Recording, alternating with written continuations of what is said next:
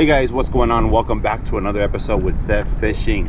And I do apologize that I haven't been posting lately. I just been working and I hadn't renewed my fishing license either, so I needed to do that before I came out here. So I decided to come out here today. I was supposed to be out here early in the morning, around 5 in the morning, but I fell asleep, unfortunately, guys. So I got up really late. I got up like around 9 o'clock and it's now 1 p.m. So I don't usually fish out this late, or I don't usually head out around this time. I usually head out early, and if I am out here this late, it's because I've been here grinding out the whole day. But nonetheless, I went to Brownsville 511 Bait and Tackle to renew my license. So your boy is licensed and ready to roll. I was only going to use bait today, lures, I'm sorry, but I went to the bait shop and let me get this bucket here.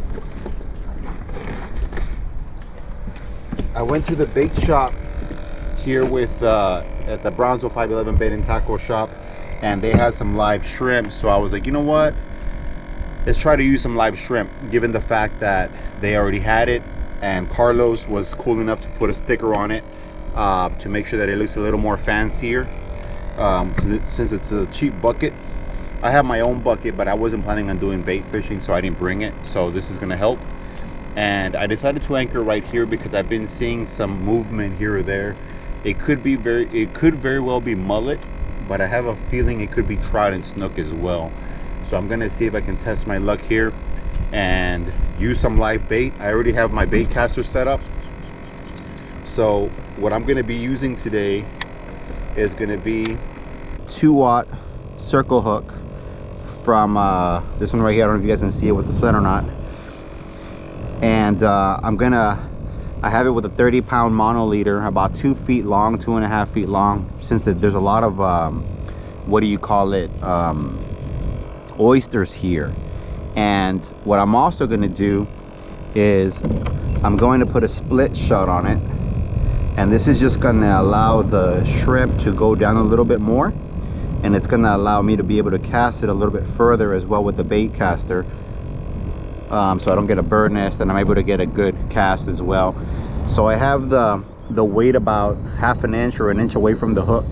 I'm going to try it like that and see if I don't get snagged. I don't usually use live shrimp, but I know that a lot of my viewers do, and it's obviously it's the best bait to use. So what I'm going to do first is I'm going to tie this guy from the under the horn. For those of you guys that don't know, this is going to keep it alive. Obviously, I'm going to try it like this first, just like that. But if I notice that I keep getting snagged, I'm going to change the way I hook them, and I'm going to hook them weedless, and I'll show you what I mean by that in a bit here. So let's check my drag here. All right, drag is good. I've been seeing some movement over here, so let's try it over here first. And we'll put the rod down here. And whenever you're using live shrimp, you're obviously going to catch a lot of catfish. A lot of small bait will eat up your lure, your shrimp, I'm sorry. And what I'm doing right now, guys, even though I have an aerator, I'm going to kind of acclimate the water temperature in the bucket with the water temperature from where I'm fishing, right? This is just going to help prolong the life of these shrimp. And if you're fishing on the pier, if you're fishing on the jetties, wherever you're fishing, you can do the same tactic. It's actually a good technique to just kind of keep the shrimp alive when you throw it back in the water.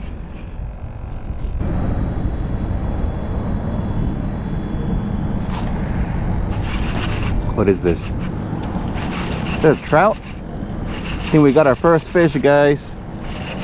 Little trout. Back off the drag a little bit.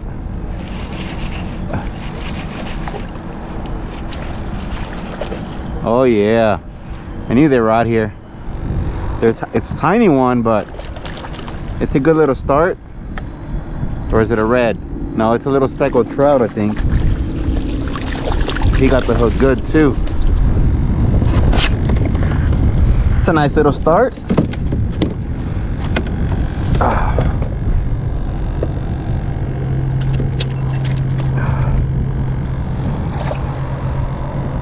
Check it out, fellas. Perfect hook set, right in the corner of the mouth. I waited just enough time for him to get the shrimp in his mouth, and then we set the hook. But we got our first little speckled trout out here at the boat ramp on a live shrimp. I did wet my hand before I grabbed them since I was gonna let them go. I was seeing some bait fish blow up every now and then right there, like something was blowing it up, but looks like it kind of stopped.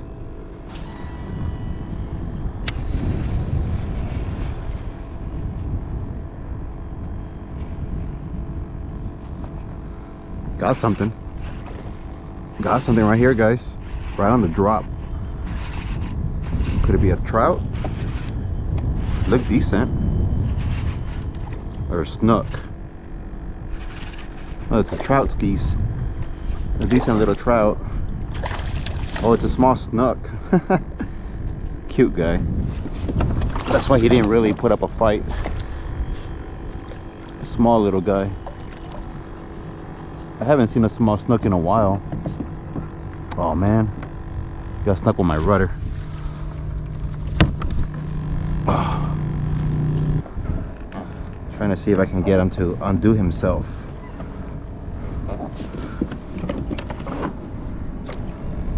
There he is. That worked. What are you doing, my guy?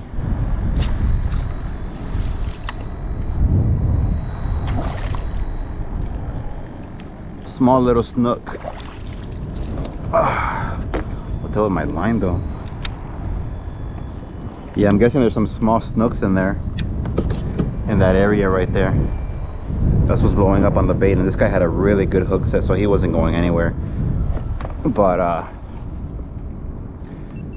check it out, guys, on the live shrimp again. This one was right on the drop. I threw it right where that bait fish was jumping, and I got this little, probably like a good 18, 19, 20 inch little snook. Not worthy enough to keep, unfortunately. I'll let that guy go. But yeah, that just goes to show that whenever you start seeing something blow up in the water, just cast at it, you know what I mean? He was blowing up right here by the oyster bed, right over here on this one. So I'm gonna throw another shrimp there and see if there's a bigger one there.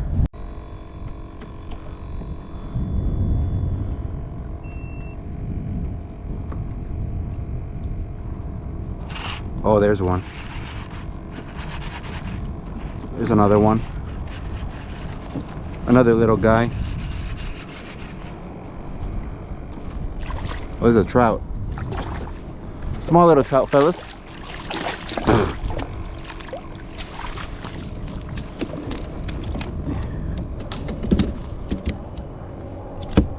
This guy got the hook pretty good too as well, so that's good. I don't know why that GoPro acts up. So this is gonna be probably like a 15-inch speckled trout. Throw that guy back, we don't need him. And it looks like they're stacked right there where those little blow-ups are at. So I'm gonna anchor down and I'm gonna cast towards them. Let me, since they're stacked up right there, I wanna kinda stay in this little area here, in this pocket. There he is.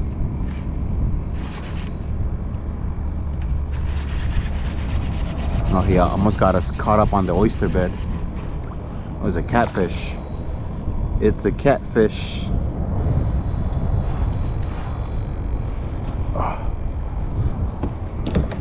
It took us into the oyster bed, but since we got a 30-pound mono, it was able to kind of withstand the abrasion.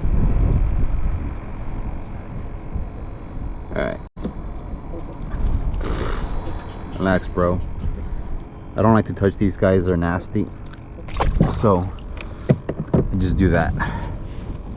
And make sure we're still recording. I think something's got my shrimp here and it's stuck.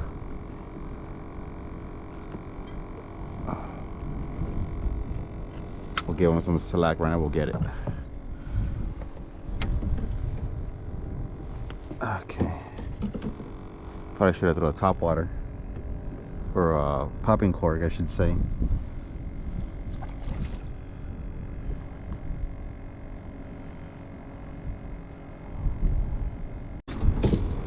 It's gotta be a catfish, right?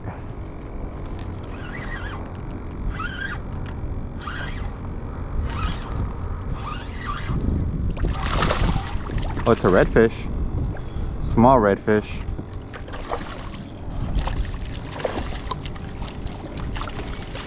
That guy swallowed the hook. He was caught up on that oyster. That's why I wasn't messing with him. Hopefully we can let this guy live. Got the hook pretty good. Oh, there he goes. Easy release, guys. Good. I was worried for a second there. I think there's 2 schools over here. I'm not sure, but I'm trying to get to the first one so I can have 2 chances. But it looks like the birds in the front are working one of them, and the birds in the back are working another one. Only way to find out is to cast into them. I need to cast with the wind. Yeah, those are reds right there. Let me get in front of them.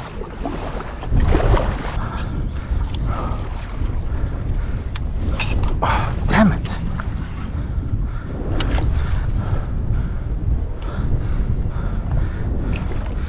All right. I don't see them anymore, but I see them right now. Damn it! Can we go home? Yes. I'm freaking done with fishing.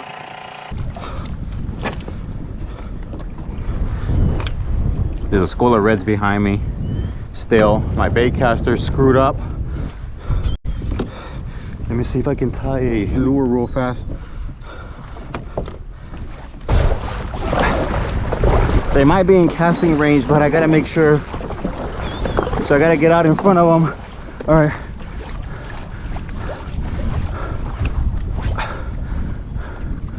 There it is. Let's see. Damn it.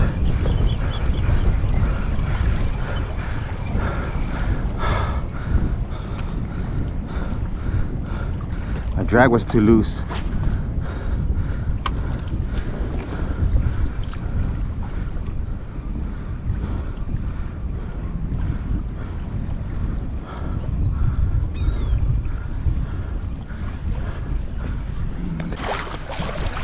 Rough day, man, rough day. Caught plenty of little fish on the shrimp and caught a catfish on the bait. Didn't really use lures today because I was trying to focus on catching with bait, but the spot that I usually go to I wasn't able to go to since it was really late and the tide went down. When I come out here in the morning, the tide's up, so I'm able to go to that spot and use cut bait there, but we weren't able to get there today. And then the one chance we got with these schools, man, a lot of it has to do, it's probably my fault because it is a little windy. I knew that, and I have the bait caster very sensitive right now where, you know, it's able to cast out really far with the wind, and the braking system is not that tight, so when I cast against the wind, even a little bit, it'll throw the line back. So that's why I was trying to get in front of them so I can cast at an angle with the wind, but I casted kind of vertical or whatever, so the wind picked up the line a little bit and it kind of got snagged. And then I rolled it in and I didn't inspect it, and I just cast it again and it just popped. And I didn't have the spinning reel set up with the lure, so I had to tie a lure on it. By the time I did all that, the school moved up and I was able to get one cast, only one cast, and unfortunately my drag was loose in the damn spinning reel, so we didn't get that one. Oh man, that was crazy. That was intense, man. That was intense. And they're gone, man. I'm not seeing them anymore. They are gone. they go into the deeper water and they go out the channel.